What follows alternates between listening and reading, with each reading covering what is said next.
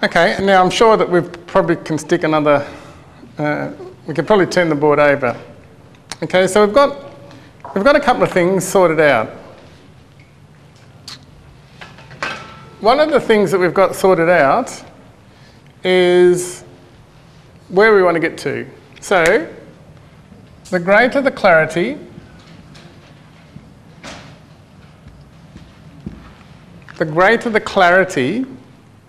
the easier it is to map the territory. So the less clear it is, the more difficult it is to map the territory.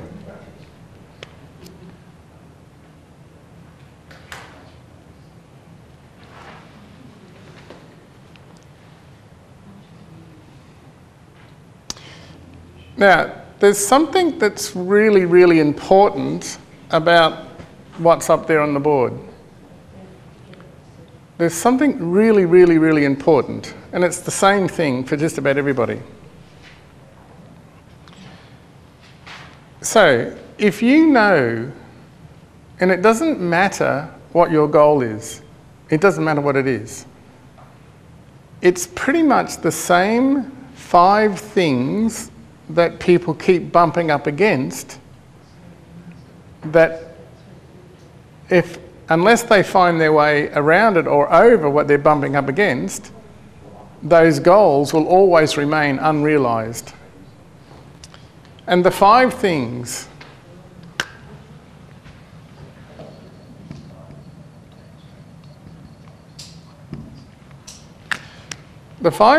is our evolutionary brain. Okay? That's one of the things that we keep bumping up against.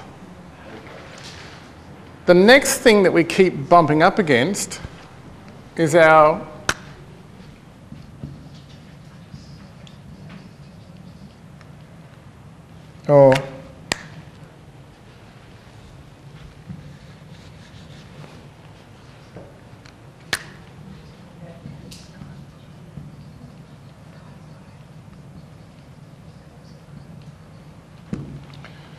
the next thing that we keep bumping up against is our enculturation, or our conditioning, or our socialisation. And it doesn't matter what culture you were socialised into or you were conditioned into, it's the same thing. Because if you think about what enculturation does, the only thing that enculturation wants you to achieve is to be a good servant of the enculturating society. So it doesn't matter what society you are. You can think about any society in the world. If you're born into that culture, if you're raised within that culture, they just want you to be a good member of that culture. And so what's a good member of the culture?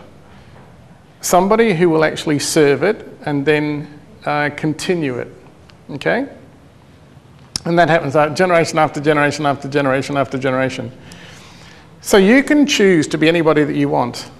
You can choose to achieve anything that you want, but you can't do it as long as you remain under the spell of enculturation. Okay, under the conditioning or the imprinting of enculturation. So that's another thing that people keep bumping up against. Another thing they bump up against is their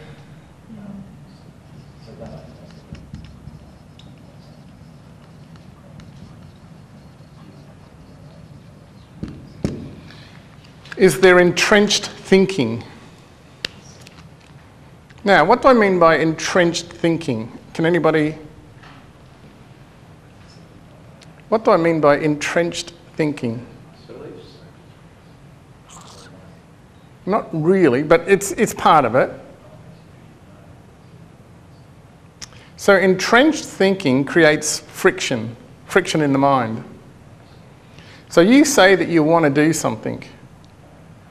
And so you write down that you actually want to do a business. And the thought that immediately comes up with is a fear that you might fail. And now that fear that you might fail creates a feedback loop in your head. And you can't get out of it. And the same for you. You say that you want to do something and then immediately a thought comes up. That's what I mean by entrenched thinking. And it's that consistent feedback loop that just goes round and round and round and round and round. And we can just sit here all night and keep putting things up on the board that will actually prevent. That's what I mean by entrenched thinking. Entrenched thinking is how you think about what it is that you think about. So the what, for a lot of us, is common. You know, money, freedom, safety, food, shelter, all of those things is common. So that's the what, we think about it. But we think about it differently. So I think about money differently than most people think about money. I think about freedom differently than most people think about freedom. It's the same thing that we think about, we just think about it differently. The next thing that we keep bumping up again is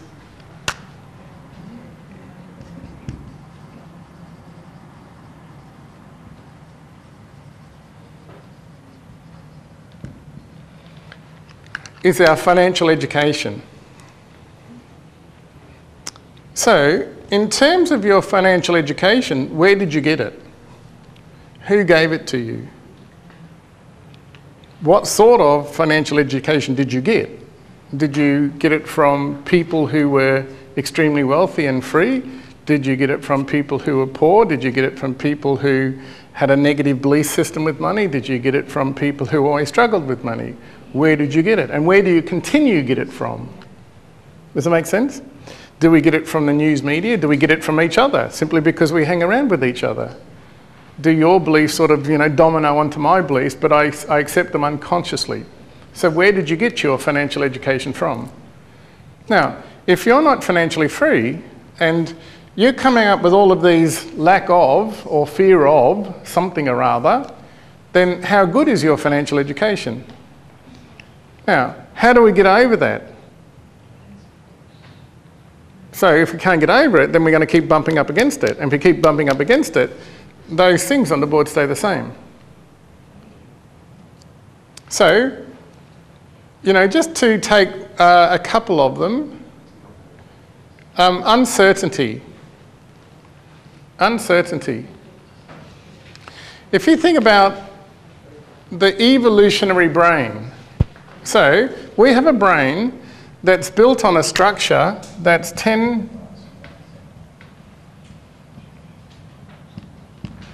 We have a brain, so the first of our brains is around about 10 million years old. So just think about it. We have a brain that dates back 10,000 years. You reckon there's some pretty powerful processes going on in that brain that we're not even aware of. Okay, so that's the first of our brains. We could call it the reptilian brain.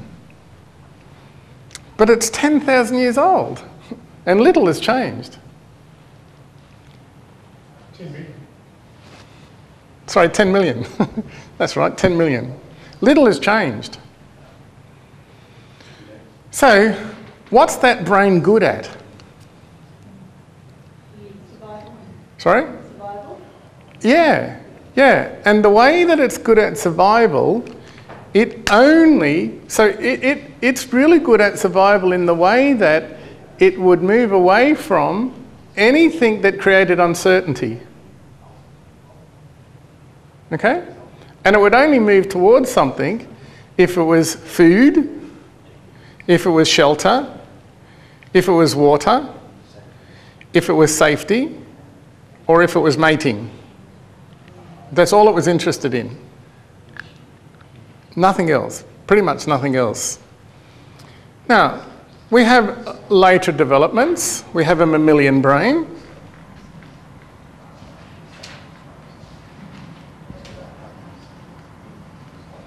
And the mammalian brain is, you can take a guess, but probably, 3 million years. Now, the reptilian brain is really good at either being on or off. There's no shades of grey. It's on or it's off. So it's fight or it's flight, or it's freeze, or it's nothing. doesn't think, there's no language in it, purely reactionary. So then this later development, as we developed into mammals, you know, reptiles don't necessarily nurture their young. So we developed this feeling brain, and it gave us access to emotions. And so we have a brain that is really good at being on and off, and we have a brain that's really, really, really good with emotions. Now, this other brain that we've got, which is the neocortex, which is the new brain. So neo means new, and cortex simply means bark. So it's the new bark. So the new bark just came along and sat on top of these other two. And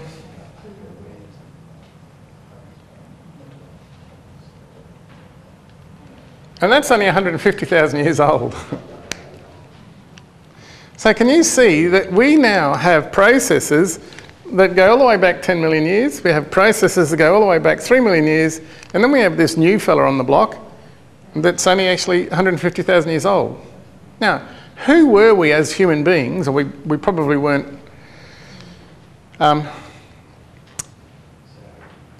I think we were Homo sapiens 150,000 years ago, but we weren't Homo sapien sapien. And so right now we're Homo sapien sapien. It's a mouthful. Now, Homo sapiens sapien, I think, is only about 50,000 years ago. So prior to that, we didn't actually have speech.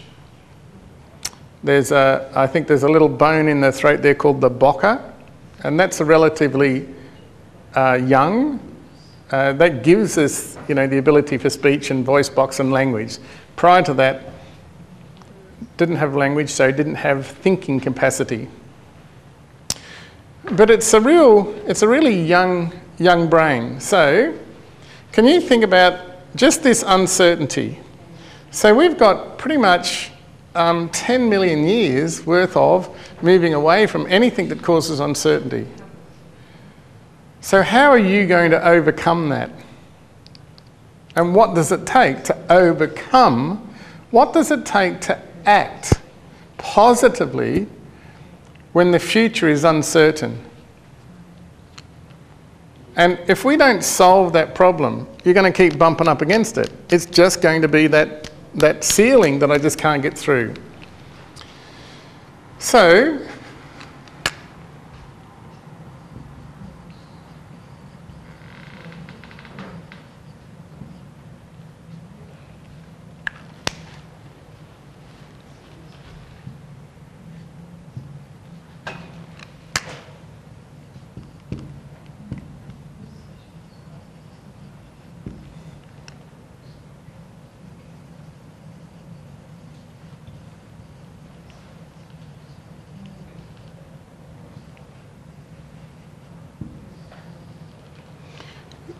the next thing that we're going to keep bumping up to is our hidden habits, our hidden beliefs, our conditioned behaviours, and our biases, our personal biases, or our cognitive biases, or our emotional biases.